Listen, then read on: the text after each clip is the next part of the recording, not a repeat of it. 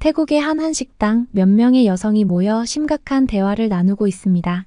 분위기는 무겁고 긴장감이 감돕니다. 그중 한 여성이 눈에 띄게 화가 난 듯 다른 여성에게 말을 던집니다. 너도 이제 그만해. 그렇게 한다고 해서 너한테 좋을 게 뭐가 있어? 너한테는 한국을 누구보다 좋아했잖아.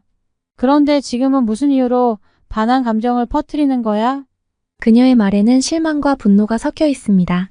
한때는 가까웠던 친구들 사이에 어떤 갈등이 있는 것일까요? 오늘의 사연 바로 시작합니다. 안녕하세요. 저는 판인시리입니다. 태국 방콕에서 살고 있으며 태국 관광청에서 일하고 있습니다. 저는 태국을 전 세계에 알리는 일을 하고 있어요. 외국 여행사와 협력해 태국의 전통시장 투어나 사원 방문 같은 체험형 관광 패키지를 개발하고 국제관광 박람회에도 참여해 태국 문화를 직접 체험할 수 있는 프로그램을 기획합니다. 외국 언론과의 협력을 통해 태국 문화를 알리는 기사도 작성하죠. 제가 이렇게 사연을 보내는 이유는 최근 태국에서 한국에 대한 반감이 커지고 있다는 소식을 많이들 들으셨을 것 같아서예요. 하지만 말씀드리고 싶은 건 모든 태국인들이 그런 감정을 가지고 있는 건 아니라는 겁니다. 사실 태국은 아시아에서 K-팝 열기가 정말 뜨거운 나라 중 하나거든요. BTS, 블랙핑크 같은 아이돌 그룹은 태국에서 엄청난 인기를 끌고 있습니다. 특히 블랙핑크의 리사는 태국 북동부의 부리람이라는 작은 도시에서 태어났어요. 그곳은 태국 내에서도 빈부격차가 큰 지역 중 하나로 많은 사람들이 성공을 꿈꾸지만 현실적으로 어려운 환경이죠. 리사는 그런 어려운 상황 속에서도 자신의 꿈을 이루기 위해 한국으로 건너가 블랙핑크의 멤버로 성공하게 됐어요. 이 점에서 많은 태국인들은 리사를 단순한 아이돌이 아니라 진정한 영웅으로 생각합니다. 리사의 성공은 나도 할 수 있다는 희망을 심어주었고 그녀는 단지 유명한 가수가 아니라 태국 문화를 세계에 알리는 데에도 큰 역할을 하고 있습니다. 리사가 전통 태국 의상을 입고 태국 문화를 담은 뮤직비디오를 선보였을 때 태국인들은 정말 자랑스러워했죠. 그래서 태국에서는 그녀를 통해 한국에 대한 사랑도 더 깊어졌습니다. 하지만 현재의 상황은 그리 녹록지 않습니다. 태국에서는 한국에 대한 반감이 점점 커지고 있습니다. 이 일이 시작된 건 작년 10월 말 태국의 한 언론사에서 한국 입국을 거부당하는 태국인들이 늘고 있다고 보도하면서부터였습니다. 저도 처음에 이 소식을 듣고 정말 놀랐어요. 태국인들이 한국을 여행하려고 갔는데 무더기로 입국이 거부되었다는 뉴스에 마음이 참 좋지 않았습니다. 마치 한국이 태국을 무시하는 것처럼 느껴졌거든요. 하지만 조금 더 알아보니 한국 정부가 이런 결정을 내린 이유가 있었습니다. 한국에는 불법 체류 중인 태국인들이 상당히 많다고 합니다. 현재 한국에 거주 중인 불법 체류자 중 태국인이 가장 많은 비율을 차지하고 있다는 겁니다. 이들 중 대부분은 관광 비자를 이용해 입국한 후 체류 기간을 초과해 불법으로 일하거나 머무르고 있는 상황입니다. 실제로 한국에서 불법 체류하고 있는 태국인의 수가 2015년에는 5만 2천 명에서 작년에는 15만 7천 명으로 급증했다고 하더군요. 이런 상황이 발생하자 한국 정부는 자국민을 보호하기 위해 태국인들의 한국 입국 심사를 강화할 수밖에 없었습니다. 일부 태국인들이 관광 비자를 이용해 입국한 후 불법적으로 체류하면서 사회적 문제를 일으키는 사례가 많아지자 한국 정부는 전자여행 허가 제도를 도입하고 입국 심사를 더 엄격하게 했습니다. 심지어 제주도로 입국한 후 육지로 밀항하는 사례까지 늘어나자 불법 체류 문제를 해결하기 위해 강력한 조치가 필요했던 겁니다. 이러한 상황 속에서 태국 내에서는 한국에 대한 불만과 반감이 빠르게 퍼지기 시작했습니다. 특히 잘 알려진 태국 인플루언서가 한국 입국 거부를 당한 후 소셜미디어에 그 경험을 올리면서 많은 태국인들이 분노하기 시작했습니다. 그 후로 여러 태국인들이 자신이 한국 입국을 거부당한 경험을 SNS에 공유하기 시작했습니다. 어떤 태국 여성은 많은 서류를 준비했지만 입국이 거부되었다며 분통을 터뜨렸고, 다른 여성은 여행을 위해 5년 동안 모은 돈으로 한국에 갔지만 월급에 비해 너무 많은 돈을 들고 왔다는 이유로 입국이 거부되었다고 호소했습니다. 이런 이야기가 퍼지면서 태국인들 사이에서는 한국의 불법 체류자 문제를 해결하기 위한 조치라고는 이해하면서도 합법적으로 여행하려는 태국인들까지 입국을 거부하는 것은 부당하다는 반응이 나왔습니다. 이런 반응이 확산되면서 태국 내에서는 밴 코리어와 같은 해시태그가 유행하기 시작했습니다. 많은 태국인들이 한국 여행을 금지하자는 목소리를 높였고 급기야는 한국인도 태국에 오지 말라는 분위기까지 형성되었죠. 상황은 여기서 더 악화되었습니다. 태국 여행업 협회 부회장이 한 언론 인터뷰에서 한국을 비하하는 발언을 한 것입니다. 그는 한국을 찾는 태국인 관광객이 감소한 것은 관광 명소가 부족하기 때문이라며 한국 명소는 인기 영화와 넷플릭스 콘텐츠를 통해 알려져 수명이 짧다고 말했습니다. 그는 중국과 일본을 비교하며 이들 나라는 더 많은 명소와 비자 면제, 덜 비싼 가격, 좋은 전망과 분위기가 있다고 말했습니다. 이 발언은 즉각적으로 논란을 일으켰습니다.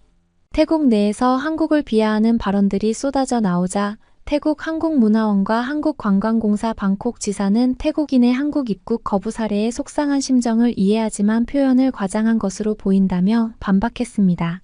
태국 여행업협회는 결국 사과와 해명을 했지만 한국과 태국 간의 불편한 감정은 여전히 남아 있습니다.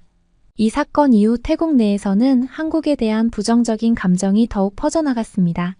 태국의 일부 네티즌들은 밴 코리어 운동을 지지하며 한국을 비난했고 한국에 대한 부정적인 이야기를 더 많이 퍼뜨리기 시작했습니다. 태국인들 사이에서는 이제 한국을 비난하는 것이 하나의 트렌드처럼 되어버렸습니다. 그런데 문제는 이러한 감정이 태국 경제에 악영향을 미치고 있다는 점입니다. 태국의 최대 관광 도시인 방콕에서 한국인 여행객의 수가 급감하면서 현지 상인들이 큰 타격을 입고 있습니다. 관광객이 줄어들면서 방콕의 상인들은 생계의 위협을 느끼고 있으며 이는 사회적 불안정으로 이어지고 있습니다. 저희 어머니는 방콕에서 한식당을 운영하시는데 한국인 손님들이 주 고객층이었습니다. 하지만 밴 코리어 운동 이후 한국인 손님들이 급격히 줄어들었습니다. 한국인들이 거의 찾아오지 않게 되자 주변 상인들은 한국인들을 거부하는 표지판을 붙였고 심지어는 한국인 손님을 쫓아내기도 했습니다. 이러한 분위기 때문에 한국인 손님들이 더더욱 발길을 끊어버렸고 결국 어머니 식당도 큰 타격을 입게 되었습니다. 상인들은 처음에는 한국인 손님들이 줄어드는 것을 대수롭지 않게 여겼습니다. 어차피 중국인 관광객들이 많이 올 거라고 생각했기 때문이죠. 하지만 중국인 관광객들이 늘어나자 오히려 문제는 더 커졌습니다. 중국인 관광객들의 몰상식한 행동과 불친절한 태도, 그리고 그들의 비상식적인 행동들이 눈에 띄기 시작했습니다. 그들의 비위생적인 행동으로 상권이 지저분해지고 일부 상인들은 손해를 입게 되었습니다. 이런 상황을 보고 저는 친구들과 이야기를 나누기로 했습니다. 고등학교 시절 절친했던 친구들과 모임을 가졌고 저희 어머니가 운영하시는 식당에서 만나기로 했습니다. 한때는 북적이던 식당이었지만 이제는 손님이 거의 없는 모습을 보며 친구들도 놀랐습니다. 그래서 저는 최근 상황을 설명해 주었습니다. 그때 친구 중 한 명인 카닛이 말했습니다. 나도 한국에 갔다가 입국 거부를 당해서 돌아왔어. 그때 너무 화가 나더라고. 그래서 나도 밴 코리어 해시태그를 올렸어. 저는 깜짝 놀라서 왜 한국에서 입국 거부를 당했는지 물어보았습니다. 그러자 카닛은 조용히 고백했습니다. 사실 나도 취업 목적으로 한국에 가려고 했어. 그냥 여행 간다고 말하고 가려고 했는데 들켰어. 그 말을 듣고 저는 한숨이 나왔습니다. 카닛이 한때 불법 체류를 시도했다는 사실에 놀랐고 그것이 한국 정부가 태국인들의 입국 심사를 강화할 수밖에 없었던 이유임을 깨달았습니다. 그래서 저는 카닛에게 진심으로 말했습니다. 파닌 카닛, 내가 하려던 일이 잘못됐다는 거 알아? 그런 사람들이 많아서 한국이 입국 심사를 강화한 거야. 불법 체류를 시도하는 태국인들 때문에 아무 잘못도 없는 사람들까지 피해를 보고 있어. 우리 엄마도 지금 이 사태 때문에 큰 어려움을 겪고 있어. 우리가 먼저 바뀌어야 해. 불법적인 방법을 버리고 정당한 절차를 따라야지. 카닛은 처음에는 제 말을 듣고 조금 불편해했지만 다른 친구들이 제 말을 지지해주자 스스로 잘못을 깨닫게 되었습니다. 그날 우리는 한동안 대화를 나누었습니다. 지각을 밥 먹듯이 하는 친구 아차가 도착했을 때도 우리는 여전히 이야기를 나누고 있었습니다. 아차는 도착하자마자 또 한 번의 핑계를 댔습니다. 미안해. 이번엔 진짜로 늦을 수밖에 없었어. 중국 때문에 늦었어. 우리 모두는 웃음을 터뜨렸습니다. 하지만 아차는 심각한 표정이었습니다. 아차는 최근 중국 여행을 다녀온 이야기를 시작했습니다. 여행사 직원의 권유로 중국 여행을 선택했는데 그곳에서 최악의 경험을 하고 돌아왔다는 것이었습니다. 호텔은 사진과는 달리 낡고 지저분했고 유명 관광지는 너무 붐벼서 제대로 구경할 수 없었다고 했습니다. 음식도 입에 맞지 않았고 식당 직원들은 불친절하고 비위생적이어서 더 이상 그곳에서 머물 수 없었다고 했죠. 아차의 이야기를 듣고 우리 모두는 아차를 위로했습니다. 그리고 우리는 결심했습니다. 언젠가 다 함께 한국 여행을 가는 것이 목표가 되었고 그날을 위해 돈을 모으기로 했습니다.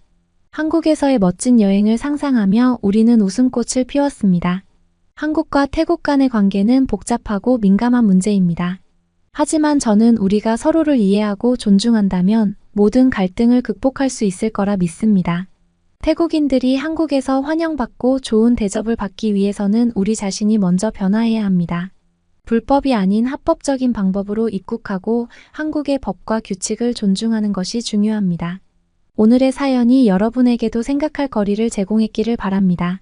한국과 태국의 관계 속에서 벌어지는 일들, 그리고 우리의 행동이 얼마나 큰 영향을 미칠 수 있는지를 다시 한번 생각해 보게 됩니다. 불법 체류와 같은 문제는 단순히 개인의 문제가 아니라 국가와 국가 간의 신뢰와 안전에도 영향을 미친다는 것을 기억해야 할 것 같네요. 오늘의 사연이 좋으셨다면 구독과 좋아요를 눌러주세요. 여러분의 구독과 좋아요는 저희에게 큰 힘이 됩니다. 끝까지 시청해주셔서 감사합니다. 다음 영상에서는 더 흥미로운 이야기로 찾아뵙겠습니다.